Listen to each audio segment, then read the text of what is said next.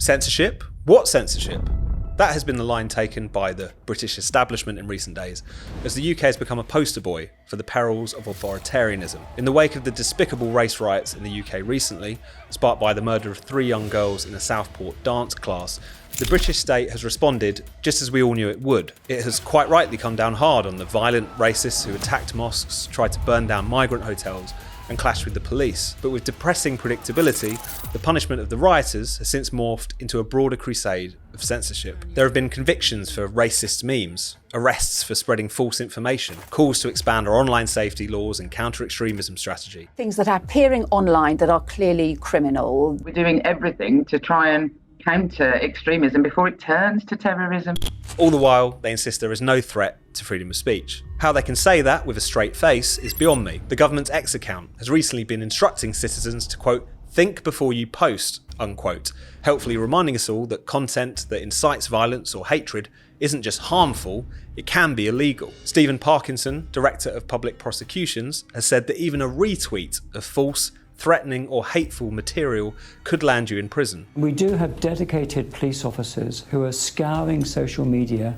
As you can see, we've had our eye on you for some time now, Mr. Anderson. While the vast majority of riots-related arrests have been for actual violence, disorder and rioting, there have been some alarming cases of plain old speech being punished too, particularly in the online world. When ex-owner Elon Musk joked the other week that by 2030, Britain will probably be executing people for sharing offensive memes, that one's the death penalty. He was derided by Britain's humorless, illiberal commentariat, who took his tongue-in-cheek joke a little too seriously. Musk is sort of trying to pretend sort of freedom of speech is some absolute right. It's never been absolute right. But while the British state probably won't be bumping off people for posting offensive memes anytime soon, and I dare say Musk doesn't really believe this will happen either, the British state is already locking up people for posting offensive memes. Lee Dunn is the latest man to be imprisoned for meme crime. Last week in Carlisle, he pleaded guilty to posting grossly offensive things on social media, an offence under Section 127 of the Communications Act 2003.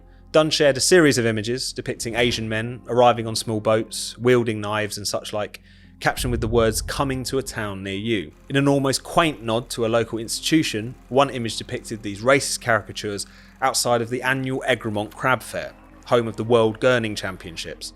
Dunn was given 8 weeks in prison. Were these posts racist, contemptible, disgusting? Absolutely. Should Dunn have been sent to prison for them? Absolutely not. That is the distinction as a society that Britain has completely lost now, following our decades-long experiment with policing hatred. Indeed, the notion that Britain has suddenly been taken over by a censorious new regime under Keir Starmer are actually wide of the mark.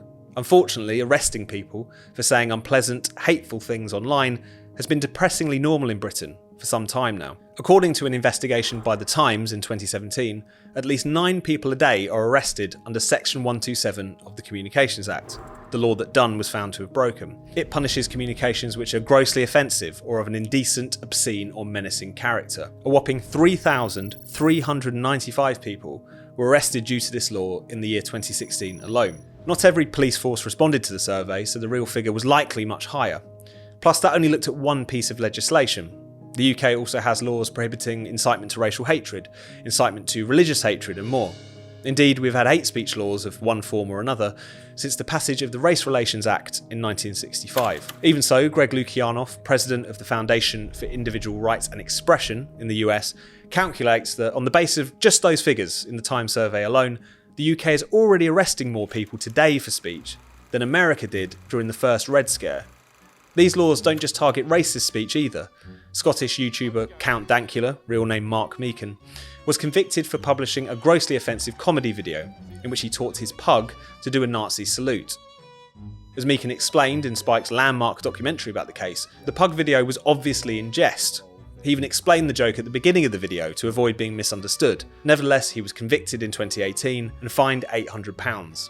The authorities have also taken a particularly zealous approach to gender-critical campaigners, whose views on sex and gender are pretty mainstream. In 2020, Kate Scotto, a radical feminist, was convicted of causing annoyance, inconvenience or needless anxiety under the Communications Act after she referred to a man who identifies as a woman as he on social media. Thankfully, that conviction was overturned on appeal.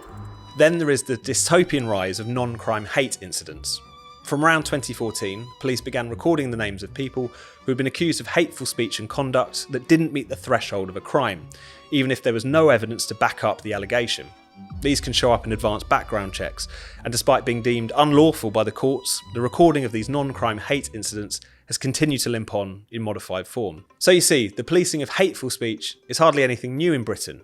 Even that alarming government slogan, "Think before you post," has reared its ugly head before. In 2016, Greater Glasgow Police put out an almost identical warning on social media. "Think before you post, or you may receive a visit from us this weekend," it read. There was also a graphic telling the public to ask themselves if what they were about to post is true, hurtful, illegal, necessary or kind before pressing send.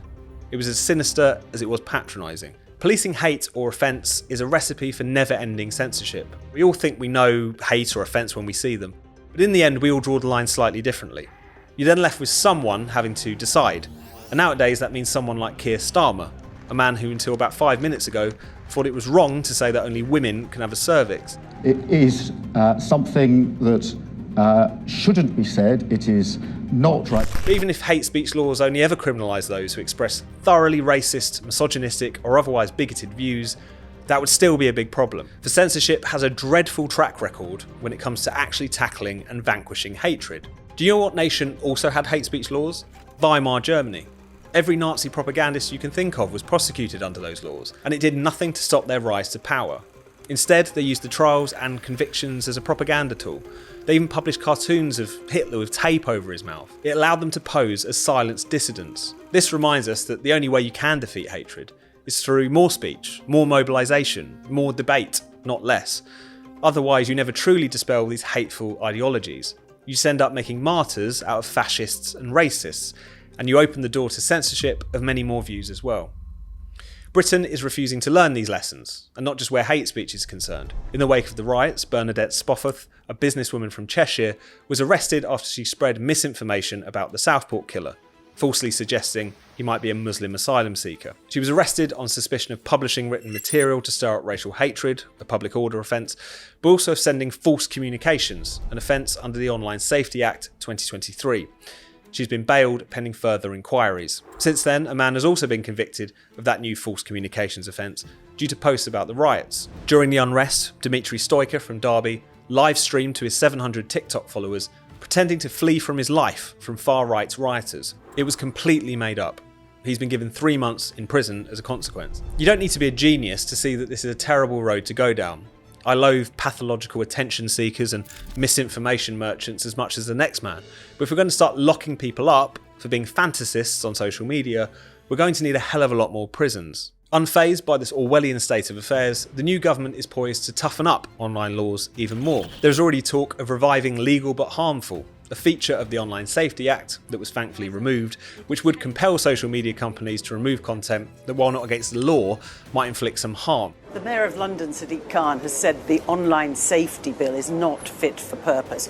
I do agree that we're going to have to look more broadly at social media after this disorder. In fittingly Blairite style, Starmer would be outsourcing censorship to the private sector. The elites seem to have come to the conclusion that free speech is the source of all of our ills, and that censorship is all that stands between civilization and barbarism. Not for the first time, they are catastrophically mistaken. Censorship does nothing to challenge hatred.